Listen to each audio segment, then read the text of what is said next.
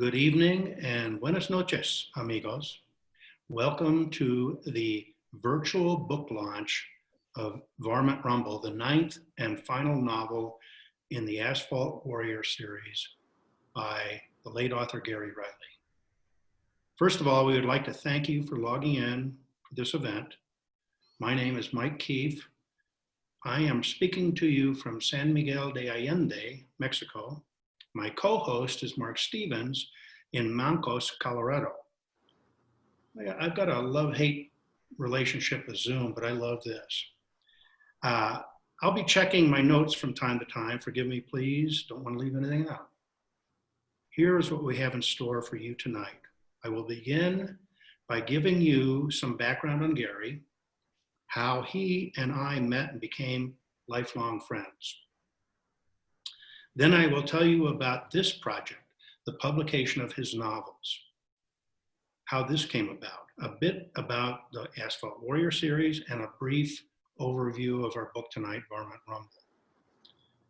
Then I will pass the digital baton on to Mark, who will make a few comments himself. And finally, we are fortunate enough to have Dennis Gallagher, the former Denver City Auditor, who will read a selection from the novel. At any time during the presentation, feel free to enter questions or comments on Zoom's chat function at the bottom of the screen. We will do our best to answer them after Dennis's reading. By the way, please order all books via tattered cover tonight or tomorrow morning. Mark will load an order link in the chat window. Okay, I met Gary in a filmmaking class at Metro State University in 1979. It turned out that he and I were the only two members of the class interested in creating animations. We teamed up to make several shorts. Transylvania Toothache was about a vampire with dental problems. The Adventures of Bobo Belinsky, based on a comic by R. Crumb, was a live in-action film where the main character never moved. And another called FM was shown in the Denver International Film Festival. We became good friends. We had a lot in common. Both of us had been military policemen during the Vietnam War. He in the Army, me in the Marines. While I did not go, Gary served a year in Southeast Asia. More about that later. I learned that his abiding passion was writing. About the time we met, he had published a short story called The Biography Man in the Iowa Review. It was later included in the Pushcart Prize anthology, whose mission is to showcase the very best American writing from small presses and magazines. Others in the same issue included John Updike, Mary Oliver, and Jane Smiley. Pretty rich company. One talent Gary did not have was self-promotion. As he started cranking out novels, he spent little time reaching out to agents and publishers. Instead, he would print out and bind copies of his books and hand them out to his friends. Over the years, I think I read everything he wrote, but I'll never know for sure. He'd always pull another one out of his sleeve saying something like, "Oh yeah, I wrote this one last summer." In the late 90s, Gary was a contributor on an AOL channel that my wife and I, Anita Austin, had created called In Tune with the News. He wrote an advice column under the pseudonym Brendan Murphy, or simply Murph. Murph was a taxi driver who dispensed wisdom, philosophy, and deadpan funny advice to whoever climbed into the backseat of his virtual cab. He generated hundreds of thousands of words of dialogue on this site. That gig lasted 2 years. Then Gary went back to writing novels, and he took Murph along with him. Starting with The Asphalt Warrior, Gary cranked out 8 more novels, maybe more, we're not sure. In this series, we get to really know Murph. He's a driver for the Rocky Mountain Taxicab Company, lives alone in his crow's nest apartment, tries a hamburger fries a hamburger for every meal, does his dish, then channel surfs for reruns of Gilligan's Island. Murph, like Gary, is an unpublished novelist. Murph has two goals in life. First, to earn no more from driving than it takes to keep his bohemian life afloat. Second, to never, under any circumstance, get involved in the lives of his fares. He's pretty good with the first issue, but spectacularly bad with the second. And that's what drives his novels. A couple of quotes from Murph. "The thing I fear most in life is being tried as an adult.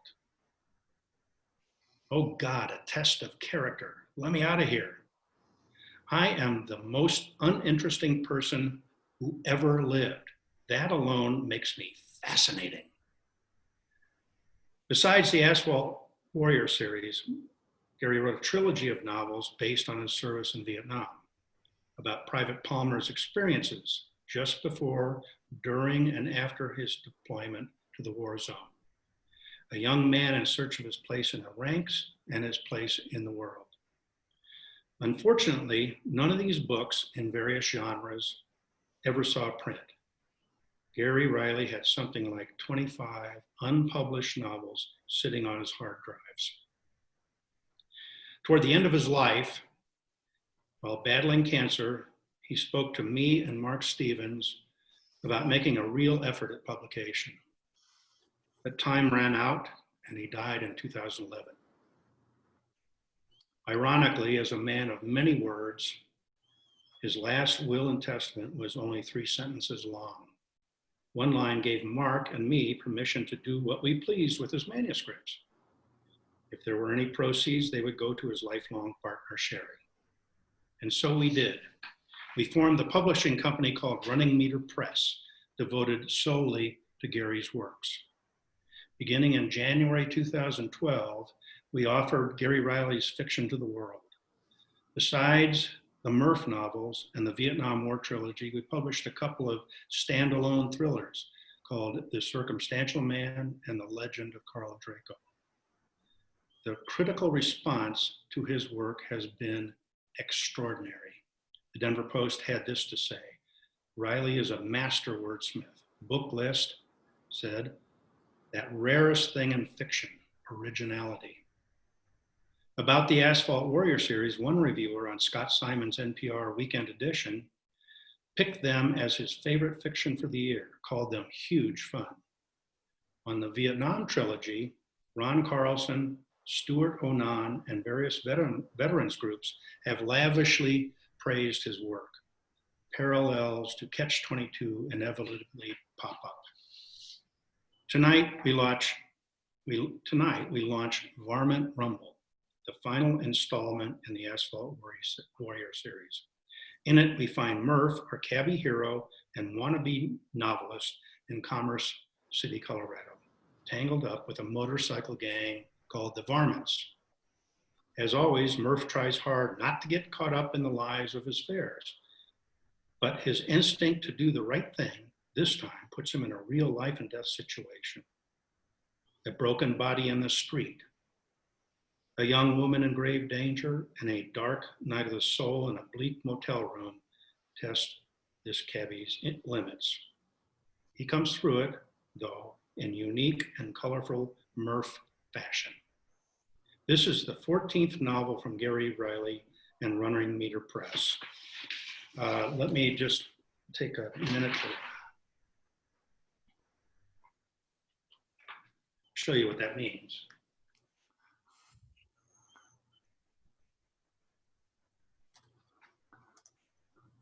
We are already at work on number 15. Thank you. Please stay safe. Please stay safe and healthy. And I will now give you over to Mark, who is presently on the Western Slope in Colorado. Thank you. Thank you, Mike. Thank you, everybody, for being here. It's great to see so many faces, friends, and Riley, extended Riley family as well. Absolutely fantastic. Thanks for joining us. sure it would be great to be at the tattered cover and all get to have a meal and a drink beforehand. But this is a terrific way to get together, and perhaps there are some people here who could not have otherwise gotten to tattered cover, so we can celebrate this launch together. My job is very simple but very important. We'll get to Dennis very quickly here because that's the meat of the show when we get to hear a little bit from the book. My job is to really just extend heartfelt thanks to everybody involved. And Mike and I might be behind Running Meter Press officially, but it is a whole huge team that we've recruited, enlisted, cajoled, badgered, whatever you might want to say, to try to get them to help us out. And so far, so good. It's really turned into be a quality production. So first of all, thank you to the entire Riley family for all your support. I feel as welcome by the Riley clan as I did by Gary when I first met him myself. You guys are the best. And it just means a lot to me. Anytime I get an email or a message, Marilyn, I'm looking at you, I just love it. So thank you all. Sherry Peterson, thank you for everything you do for this project so quietly behind the scenes, and all your support means so much to us, and we are so proud to be involved in this project. I'd like to turn my attention to the artists real quickly. We've had a variety of artists, and I just have to say, I hope you all agree that John Scherfius has done just a magnificent, exquisite job on the covers. The drawings are just brilliant. They really stand up to some careful study, especially after you've read the book. John Scherfius, thank you so much for your incredible drawings on the Asphalt Warrior series. Jim Borgman for the Legend of Gary Riley, for the Legend of Carl Draco, which was just up for a Colorado Book Award this year. Jim Borgman, if I can get my angles right here, just another brilliant, brilliant piece. And Nick Zellinger, up in Estes Park these days, but he played a role in all the Vietnam series. And Nick was fantastic. And Jody Chappell, my wife, played a big role in The Circumstantial Man and also helping design and put together the books themselves. Cheers. One little quick sip of water here in the dry Western Slope. Big, huge thanks to Toronto, to a woman named Karen Haverkamp. I can't tell you what she's meant to this team in terms of editing. She has been just an incredibly diligent, fastidious, careful editor. These books would not be as polished as they are without her help. Just amazing editor. If anybody needs an editor, let me know and I'll put you in touch with her. She is terrific. Cannot say enough. Sammy Jolene, your publicity support all along the way, beginning to end, amazing. She just recently got me an opportunity to write a piece for Writer's Digest. If anybody hasn't seen that piece about Gary, that has actually led to some really nice, interesting conversations. So Sammy Jo has really given us a great boost at every month. She's thinking about us and trying to look for opportunities to tell the Gary Riley story. Also, thanks to Tattered Cover, they keep a shelf of Gary Riley books.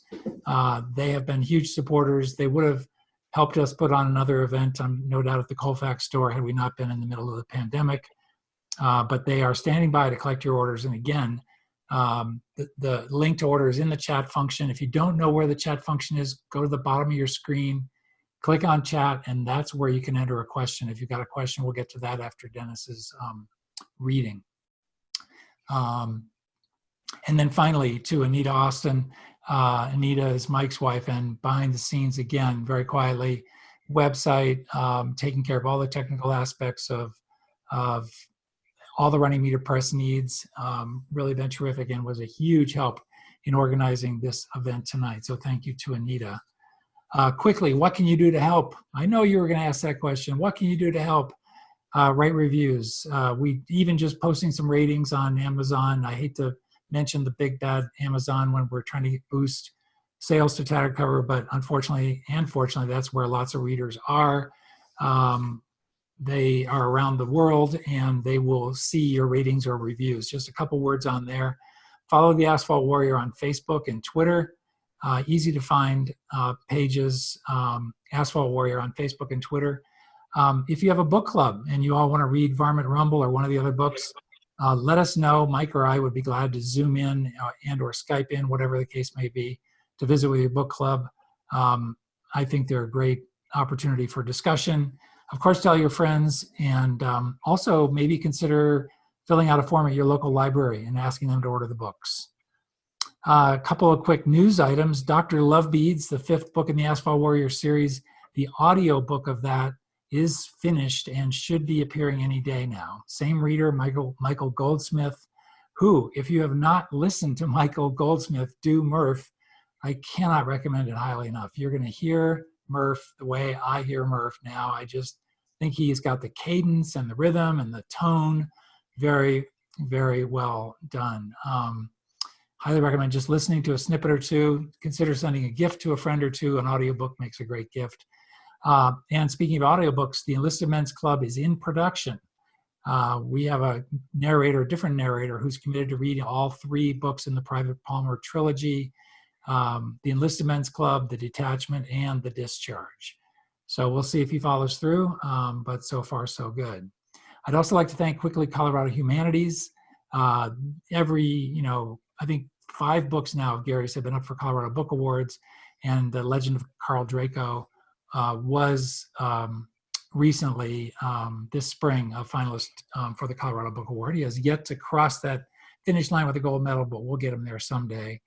And finally, just for those of you who don't know, Gary was a huge help to me in my writing. He was absolutely the guy who got me over my finish line in terms of getting published. He was just so giving and generous of his time. He'd read draft after draft. He'd send emails in the middle of the night with new ideas. He was just as warm-hearted a guy as I've ever met in fiction writing circles, and I would not have published the books I've published without Gary. So hats off to Gary, and whatever you might be drinking. In my case, it's not vodka, it's water. Thank you, Gary. And now to the highlight. Maybe Anita, you might want to unmute Dennis, but I'd like to welcome back to the show, as we've had him many, many times in the past in real events at bookstores, mostly the tattered cover. Dennis has just been a great supporter, former Denver city auditor, former state legislator, former political leader, former and current community leader as well. Dennis, thank you so much for your willingness to participate tonight. It's great to see you, and I'll turn it over to you. Well, thank you, Mark, and thank you, Mike. And it's a joy to be reading this chapter 5 from Varmint Rumble. And Gary grew up in North Denver, and I remember him coming by the house, visiting my brother, and so we feel like we're just an extended vision of the Riley clan as well. So here's the chapter. I'll admit it.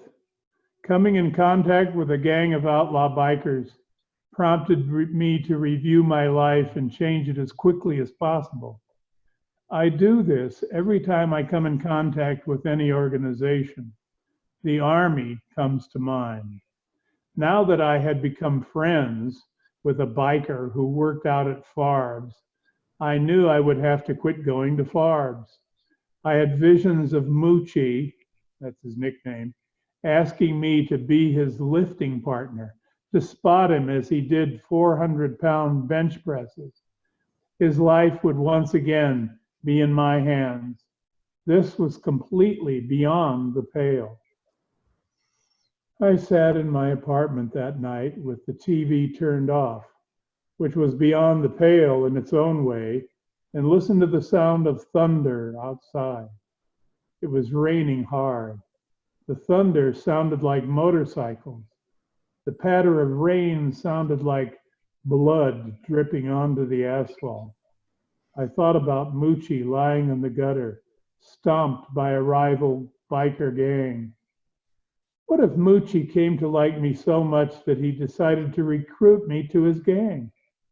I would have to learn how to ride a motorcycle. I would have to learn how to participate in gang fights. Perhaps I would be required to own a zip gun and to wield a bicycle chain like a lasso. What if I showed up late for a rumble? Would there be some sort of penalty? A fine? Perhaps. Varmint's had a demerit system. Maybe they would make me do push-ups like the sergeants did when I showed up late for formation. Spinelli reminded me of sergeants, lots of sergeants, as well as a few officers. And worst of all, if I became a renegade outlaw, when would I find time to watch Gilligan? No, the prospect of being pulled into their world was too intimidating. I would either have to give up weightlifting altogether or else find a new gym for my workouts. But where would I find a place as rustic as Farb's? It was unique to Denver. It was the cheapest gym in town. That was one of the things that drew me to Farb's when I decided to tighten up the old abs before it was too late. My decision to stop weightlifting was ironic, since it was the first time I ever gave up something that was good for me. I gave up cigarettes a long time ago. I still write novels, though, which is not good for me. And believe me, pal, I've given up writing plenty of times. The first time I gave up writing occurred after the first time I received a rejection slip. I was shocked that there was somebody in New York who was not impressed with me.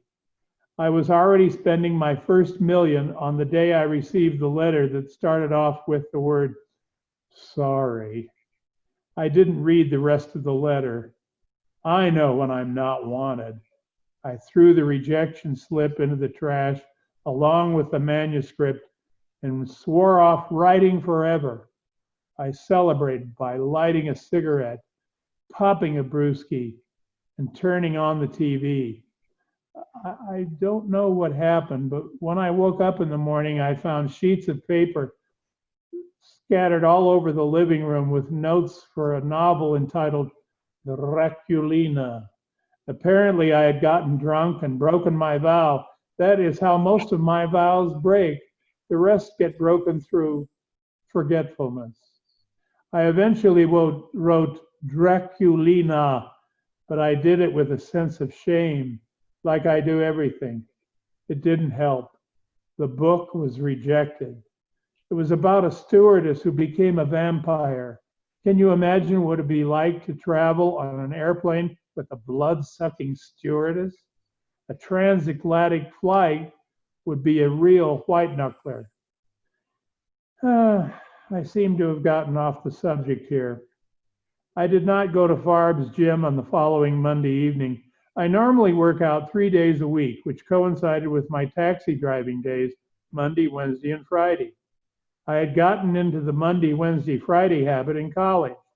I never went to school on Tuesday and Thursday. Tuesday and Thursdays were my days off. I never did homework, had sex, or drank on Tuesday and Thursday. Nothing has changed. If I ever go for a master's degree in English, I'll be psychologically, physically, sexually ready to do nothing. Who knows? This might be the real reason I drove a taxi only on Monday, Wednesday, and Friday for 14 years. Maybe I was subconsciously preparing to go back to school, get a teaching certificate, find a real job, and give up writing. This is how all my college buddies succeeded in giving up writing. There seems to be some mysterious connection between money and writing. As soon as you get money, you stop writing, which is why I live in fear of the day I will become a millionaire. Think of all the songs at me that won't be sung. Bummer. Bummer. I admit it. After work, I drove past Farb's gym just to see if there was any motorcycles parked out front. Deep down inside, I wanted to do some bench presses, but I was afraid Moochie might be there, and I simply did not want to get sucked into the strange and violent world of outlaw motorcycle gangs. This was ironic because on the following Tuesday morning, I did something that sucked me into the strange and violent world of motorcycle gangs. Two, to be exact, the Varmints and the Denver Dragons. Let me explain. This might take a while, perhaps 60,000 words, but I want to demonstrate in precise detail just how badly I can screw up when I kick off the traces, pull out all the stops, and try to do someone a favor. I woke up Tuesday morning feeling edgy. I attributed this to the fact that I had not gone to the gym the previous evening. My muscles were whining for exercise. By the time I had shaved, showered, and eaten breakfast, they were bawling for exercise. My muscles are like spoiled children. I have to discipline them. I have to deny them. Whenever they wanted to bench press 400 pounds at the gym, I told them no. And how did they react? All the other pecs get to press 400 pounds. Why can't we? The logic of children is both charming and exasperating. It's similar to the logic of adults. What if all the other pecs wanted to jump off a bridge? I said, never finishing the sentence. I smugly let them finish it in their minds, like an artistic writer who doesn't provide pat endings to short stories, because there are no pat endings in real life, not counting World War II. But I could see it in my muscles' eyes. They were humiliated by my brilliant logic. My pecs slouched off to their bedrooms and pouted.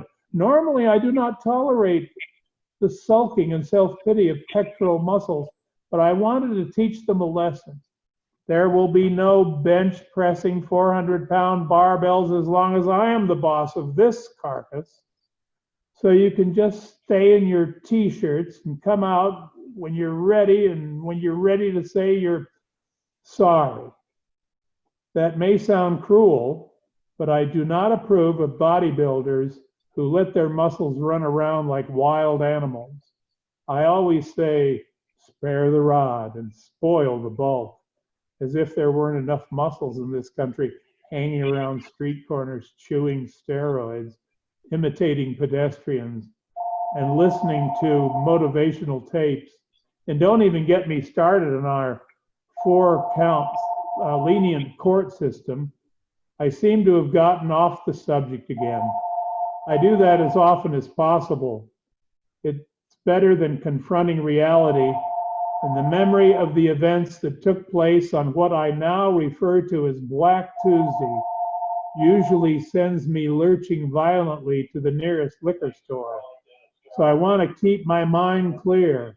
I want to reproduce with absolute honesty and clarity the sequence of events that led some of the most frightening moments of my life later on, when you and I have come to the end of the blood-curdling ride. I will get back to my regular lying.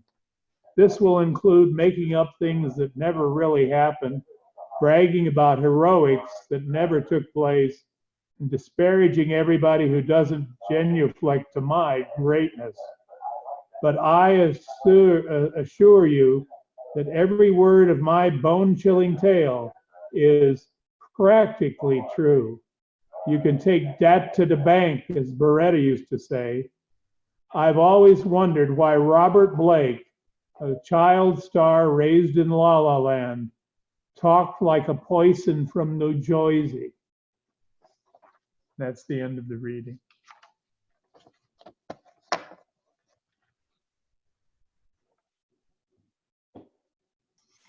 Wow, thank you so much, Dennis. That was fantastic. That was terrific. Lots of applause out there. I can see it and can't hear it, but so it's Q&A time. The chat function is open. I'm also going to suggest, and by the way, you have a compliment, Dennis, from one of our viewers, Margaret Mizushima, the fabulous mystery writer from greater Fort Collins area, chimed in. Dennis, what a great voice you've given to Murph. I loved your reading. And Sammy has also put in the piece a link to the Writer's Digest piece that I mentioned earlier. Wonderful, thank you. Yeah, that was great, Dennis.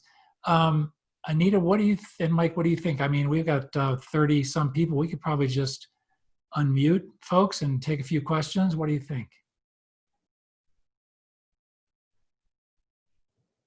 Anybody have a question? Want to hold their hand up? We can unmute you, or. I was wondering, do you think you're thinking of the 20th Street Gym? Did Yes. you ever go to the 20th Street Gym? That's what I thought of when I heard Farbs in Denver. Yep, I think you're right, Dennis. Mark, I just clicked so that anybody can unmute themselves now. Okay. Yeah, if you got a question, just unmute yourself and chime in. We got a small-ish group, and there's no reason we can't have a little conversation. Answer some questions if you have any. Mark, does Tattered Cover have copies of all of the books in the series? Well, Because I'm missing a couple. well, they can certainly order anything in, and they have Okay. been tremendously supportive. Of course, I haven't been in there lately. None of us have. I think they're only doing curbside. I'm not sure, but I can't tell you for how many years I would watch that shelf get restocked at the Colfax store mostly, but they also had it in Lodo and Aspen Grove. They've been a terrific supporter all the way, always. Okay, So I'll check with them. if you have any trouble ordering, please let me know. Thanks, Pat.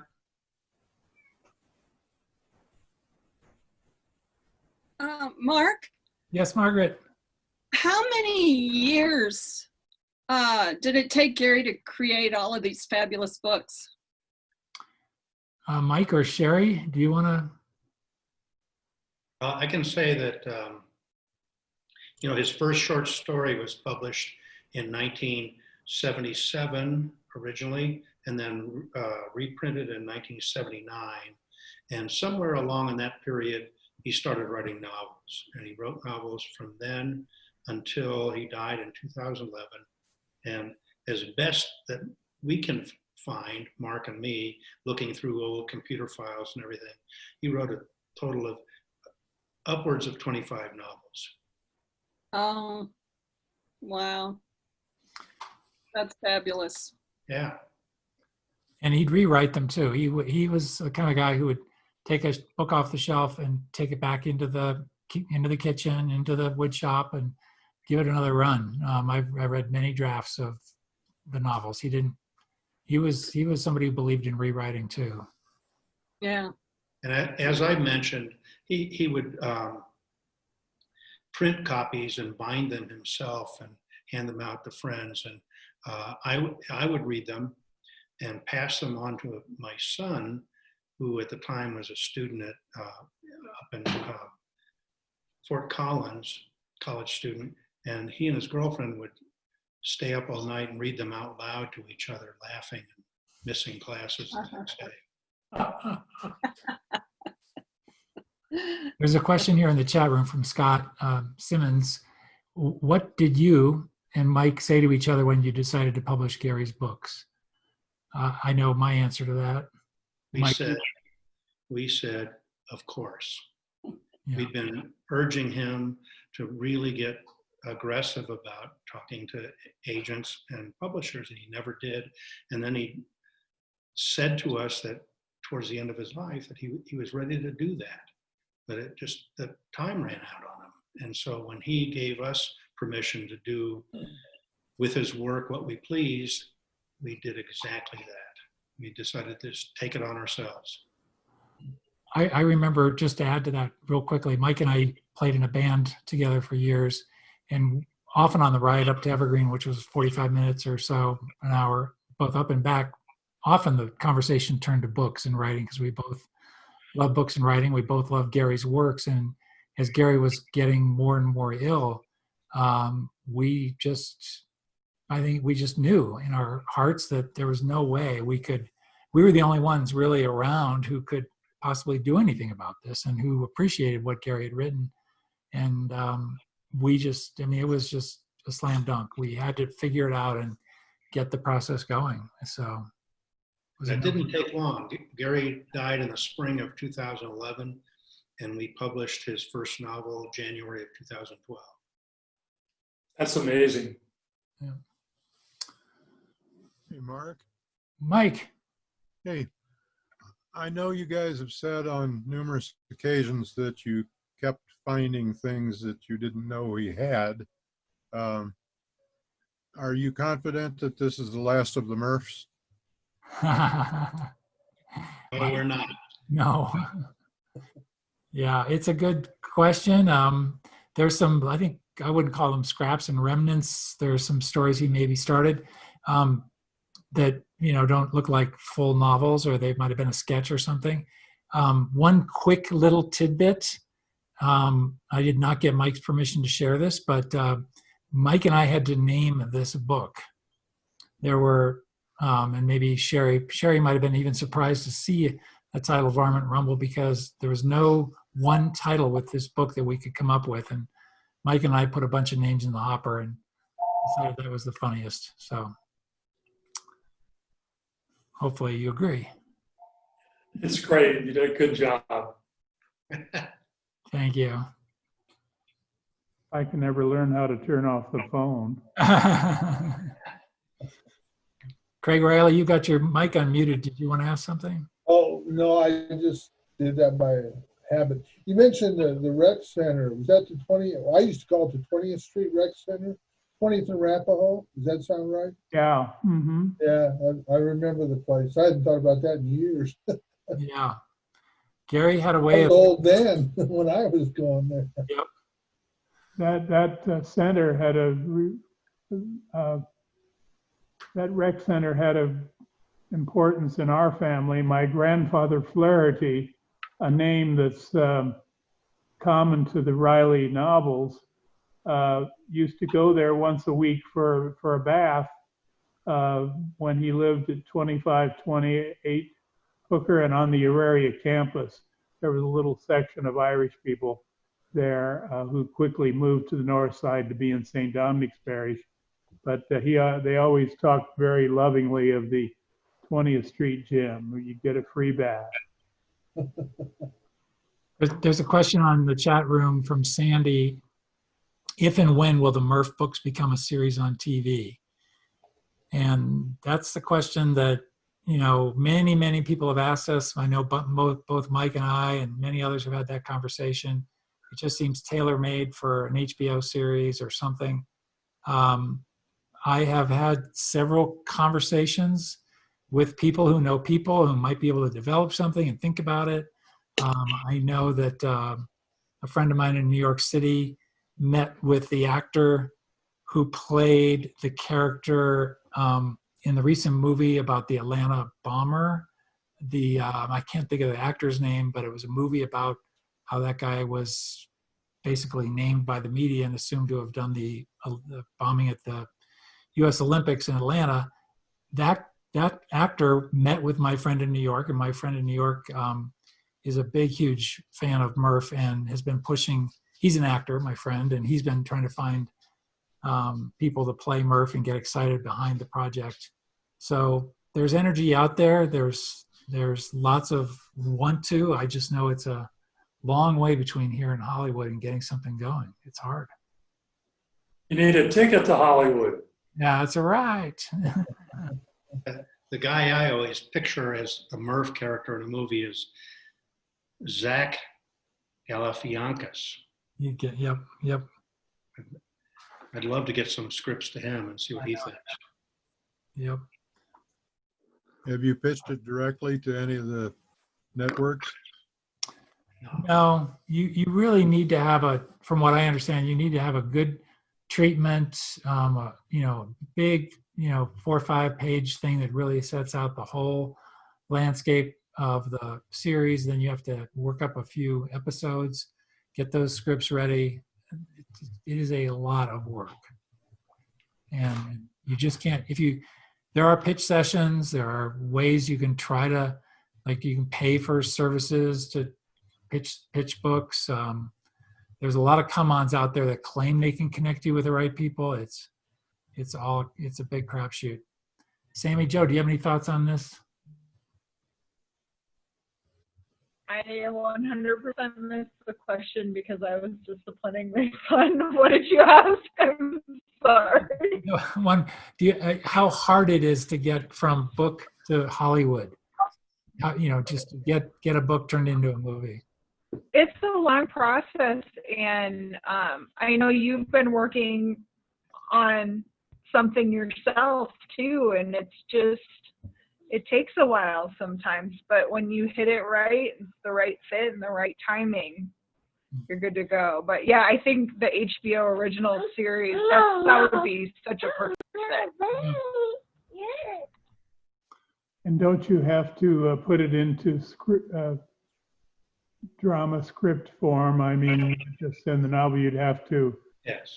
make up, scenes and camera angles and all that. And that would be a good, maybe you could find some students who want to be playwrights to do some adaptations or something. Just a thought. Yeah, that's exactly the idea. And this is exactly the kind of help we need. We highly encourage everybody in this group to take 10 minutes out of every day for the next 10 years and think about what you can do for the Gary Riley Project. Who do you know? What friends do you have? Up and coming screenwriters, anybody. It might end up being a case of having somebody around who knows somebody who can just pass it along and get the right person invested in it.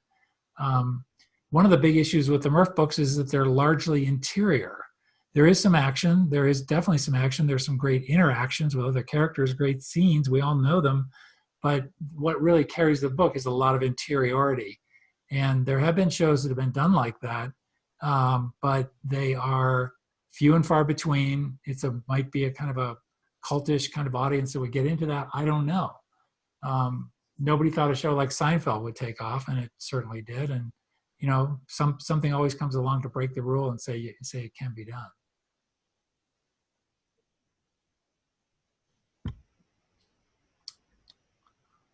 Well, that might be it. Before we go, could I say something? Sure, Scott. I think what you and Mike have done is amazing. It's absolutely incredible. None of us would be here or know about this except for your friends in Denver. And to get these books published and to put all the time and love you put into it is a work of art in itself. And you both are incredibly important to the process. Thank you. Thank you, Scott. Thank you very much. I'd like to add a closing comment too.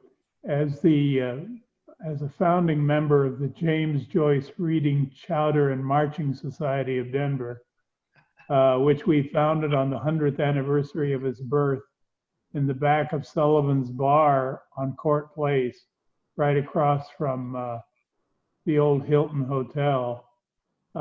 We remember that in James Joyce's diary, he wrote down, "Will anyone remember June 16th, 1904?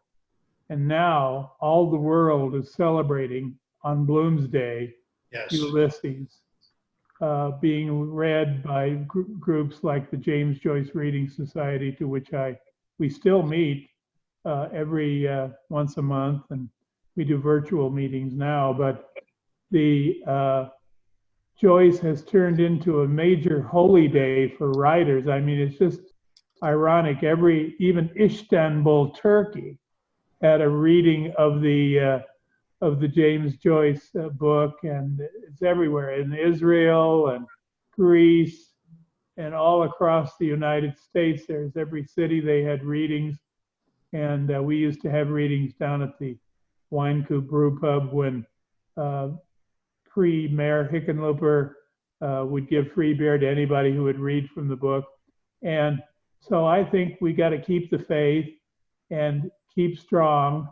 As they say in Hebrew, hazak, that means be strong. I'm trying to teach myself Hebrew during the pandemic, but to keep the faith, and there's going to be there'll maybe be days when they will remember Gary Riley, and I certainly hope so.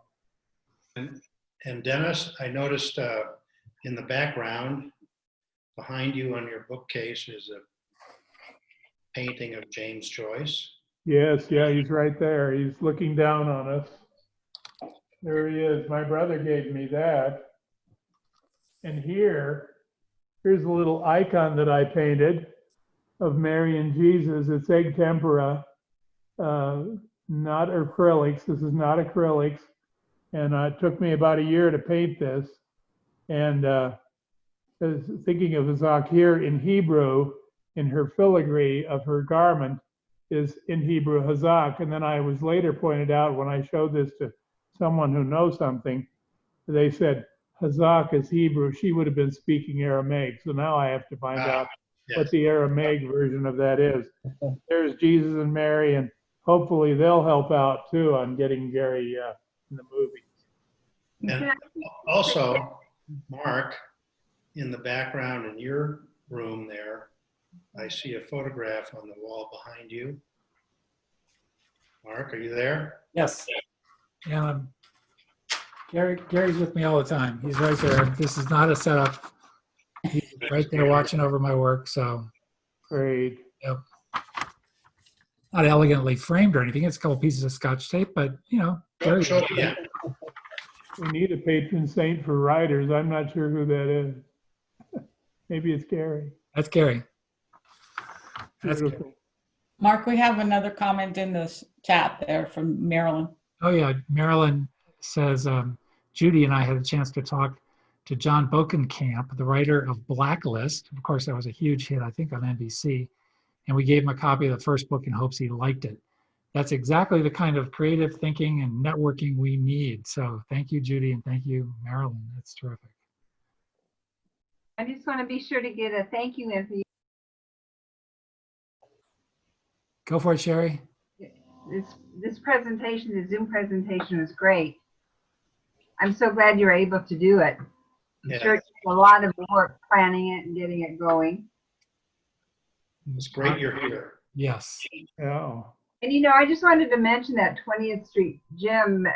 It made me remember how much Gary used to love old downtown Denver.